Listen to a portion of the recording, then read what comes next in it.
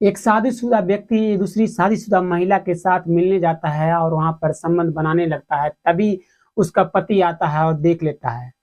जब वह देखता है तो ऐसी ऐसी घटनाओं को अंजाम दे देता है जिसे आप जान बेहद ही हैरान और परेशान हो जाएंगे। नमस्कार, आदाब, सत श्री अकाल दोस्तों, आप देख रहे हैं अनोखी अपराध जिसे देख आपके पैर तले जमीन खिसक जाने वाली है।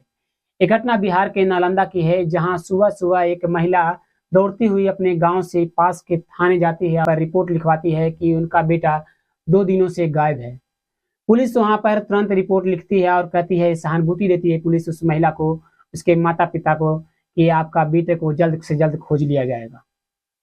वो महिला चुपचाप से घर चली आती है रोती हुई, और जब अगले दिन होता है तो उस महिला को वापस बुलाया जाता। तब वो महिला फिर से थाने जाती है। उसके माता पिता तो उसी के सामने किसी के हाथ और पैर रखे हुए थे।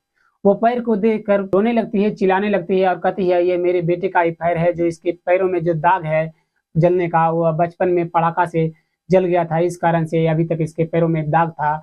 यह उसी के बेटे का ही पैर है। पुलिस इस बात को कंफर्म करने के लिए पुलिस एम्बुलेंस को बुलाती है और उसके ले जाकर डीएनए टेस्ट कराया जाता है। जब डीएनए की रिपोर्ट आती है तो पता चलता है कि वो महिला सच बोल रही थी कि उसी के बेटे का ये पैर है। पुलिस सन्न रह गई थी कि आखिर इसका पैर यहाँ है तो बाकी का शरीर कहाँ है। पुलिस इस बात को सोच ही रही होती है कि तभी उसके मोबाइल पर एक कॉल आता है, और उस कॉल में एक व्यक्ति होता है जिस कहता है कि एक नदी में किसी का शरीर पड़ा हुआ है। पुलिस तुरंत वहां से निकलती है और उस नदी के पास जब पहुंचती है तो देखती है कि उस शरीर में से सैर गायब है। पुलिस और सन्न रह जाती है कि आखिर ये घटनाएं कौन अंजाम दे रहा है, आखिर इसके पीछे कौन है। पुलिस विकास के माता पिता से मोबाइल नंबर लेती है और उसका कॉल डिटेल और उसकी कॉल लोकेशन, अंतिम लास्ट लोकेशन जो था उसे पता करने की कोशिश करने लगती है। जब लास्ट लोकेशन देखा जाता है तो उसका लास्ट लोकेशन बिहार शरीफ बता रहा था और उसके मोबाइल जो कि स्विच ऑफ बता रहा था। करीब एक सप्ताह तक वह पुलिस इधर उधर छानबीन करती रही। इससे कई मामले और निकलने तेरा सामने आया कि कई जगहों से उसकी बॉडी के पार्ट्स निकलते आ रहे थे। करीब 6 जगहों से वह बॉडी पार्ट निकलते आ रहे थे और उसे कुछ पता नहीं चल रहा था पुलिस को कि आखिर यह मामला क्या है। पुलिस समझ नहीं पा रही थी आखिर विकास के साथ इस तरह की घटनाएं क्यों हुई। जब 7 दिनों बाद जब उसके पास कॉल डिटेल आता है तो वो एक ही नंबर पर बहुत बार बात किया हुआ रहता है, और एक एक दो दो घंटा नहीं, करीब 5 6 घंटा लगातार बात किया हुआ रहता है।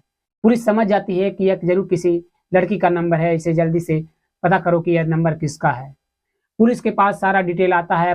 पुलिस तुरंत वहां से निकलती है और नूरसराय के थाने पहुंच जाती है, और नूरसराय के थाने में जो पुलिस वाले थे, कुछ पुलिस वालों को लेकर उस लड़की के गांव पहुंचा जाता है, जहां का उस लोकेशन बताया जा रहा था उस नंबर का।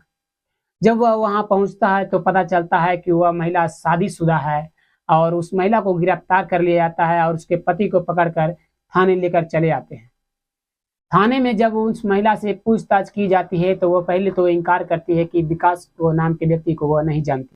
दबाव बनाया जाता है और उस महिला से पूछा जाता है कि आखिर तुमने उसके साथ इस तरह की हरकत क्यों किया, तुमने उसे क्यों मारा। वो महिला बताना शुरू करती है, कहती है कि जब वह 10वीं में पढ़ रही होती है, जब विकास से उसकी मुलाकात होती है और वह उससे प्यार कर बैठती है।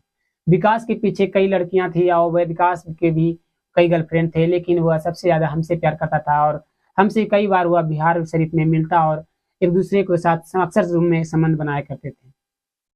वो बताती है कि कई बार वह एक रूम में जाती या उसके साथ कई बार संबंध बनाती, और ऐसे ही दिन चलता जा रहा था और धीरे धीरे एक दूसरे के माता पिता जो थे अलग अलग शादी हमारा कराना चाहे, और हम लोगों ने मना भी किया कि हम दोनों एक दूसरे से प्यार करते हैं, जो हम दोनों एक दूसरे से शादी करेंगे। जो हम लोग के माता पिता नहीं माने कि एक तुम्हारी बिरादरी अलग है, जो एक दूसरे से तुम शादी नहीं कर सकती हो। मेरी शादी अलग करा दी जाती है और उस विकास को भी शादी एक महिला से हो जाती है, और वह अपनी ज़िंदगी में मस्त हो जाता है, हम अपनी ज़िंदगी में मस्त हो जाते हैं। लेकिन एक दिन जब मैं अपने ससुराल से बाजार घूमने गई बिहार शरीफ, तभी मेरे पास एक मोटरसाइकिल आकर रुकता है। मैं उस मोटरसाइकिल वाले को देखती हूँ तो मैं समझ जाती हूँ कि वो मेरा विकास है। मैं कहती हूँ कि हुआ तुम इतने दिन से मेरे पास कॉल नहीं किया, तो मुझे पता करने की कोशिश नहीं की कि मैं कहाँ हूँ। विकास भी कहता है कि मैं तुम्हारे बिना अब नहीं रह सकता, जो कि मेरी शादी हो चुकी है, लेकिन अब तुम्हारे बिना जिंदगी नहीं जिया जाता। इस तरह की प्यार भरी बातें बहुत सारा कहता है, और मैं भी प्यार भरी बातें करती हूँ उससे, और फिर हम दोनों ने वहीं से अक्सर मिला करते और अक्सर एक दूसरे से रात रात भर बातें किया करते थे।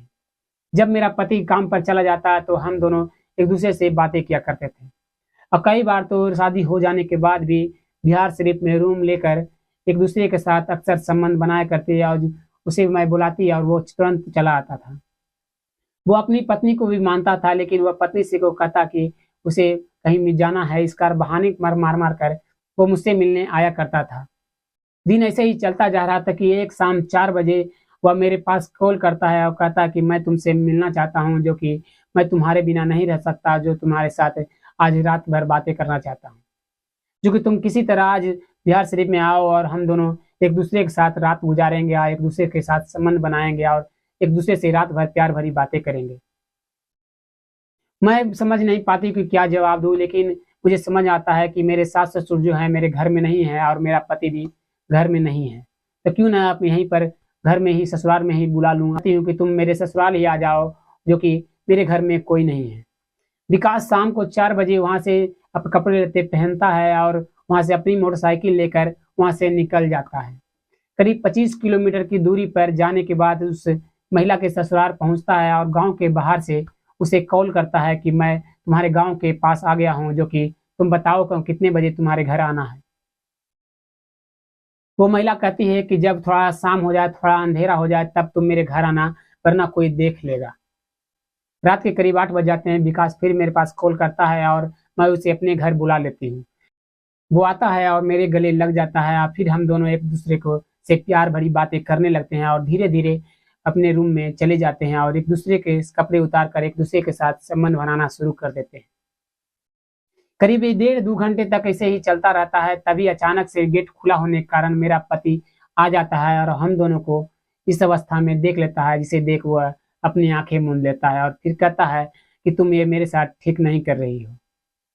जब विकास वहां से भागने की कोशिश करने लगता है तो मेरा पति पकड़ लेता है और उसे तुरंत कई गांव वालों को बुलाता है और उसे पकड़कर साइड में बांध कर पाड़ दिया जाता है। फिर मेरा पति कहता है कि अगर तुम मेरा साथ नहीं दोगी तो तुम्हें भी इस दुनिया से अलविदा होना पड़ेगा। मैं डर जाती हूँ और समाज के दबाव में हो जाती हूँ, क्योंकि कई लोग वहाँ पर थे। मुझे कुछ समझ में नहीं आता कि मैं क्या बोलूँ, लेकिन मैं अपने पति के साथ देना चाह रही थी, लेकिन मुझे कुछ समझ में नहीं आता है। लेकिन फिर भी डरी सहमी सी मैं कहती हूँ कि मैं आप ही का साथ दूंगी। ये मुझसे प्यार करता था और ये बोला कि अगर तुम मेरे लास्ट बार मेरे साथ संबंध बनाओगी तो मैं तुम्हारे फिर से ज़िंदगी में पूरी ज़िंदगी तंग नहीं करूँगा। इस कारण से मैंने राज़ी हो गई और इसके साथ आज संबंध बना रही थी। पति पत्नी की बातें सुन चुपचाप रह जाता है और वहीं पर रखा कुदाल को उठाकर वह उस विकास की तरफ जाता है और उसे पर देना शुरू कर देता है। करीब 6 टुकड़े विकास के हो जाते हैं और वह उसे पत्नी वहीं पर चुपचाप सी देखती रहती है। वह कुछ नहीं कर पाती, क्योंकि वह पति से डर रही थी। पति उसका कई बोरे लाता है और करीब 6 बोरों में वह पैक करता है और रात में ही मोटरसाइकिल लेकर उसका निकल जाता है। उसके बाद मैं नहीं जानती कि वह कहाँ कहाँ गया, कहाँ कहाँ क्या किया, ये सब मैं नहीं जानती। पुलिस ये सब बातें रिकॉर्ड करती जा रही थी और कोर्ट में पेश करने की तारीख आती है और कोर्ट में इस महिला की बयान को पेश किया जाता है और इन दोनों की कड़ी से कड़ी सजा होती है। तो दोस्तों, इस वीडियो में आपको किसकी गलती लगती है? क्या विकास की गलती थी, जो कि शादीशुदा हो जाने के बावजूद वह किसी शादीशुदा महिला के साथ उसके ससुराल में जाकर संबंध बनाना चाहा, या उस महिला ज्योति की गलती थी जो कि अपने पति को धोखा देकर अपने प्रेमी के साथ संबंध बनाना चाह रही थी?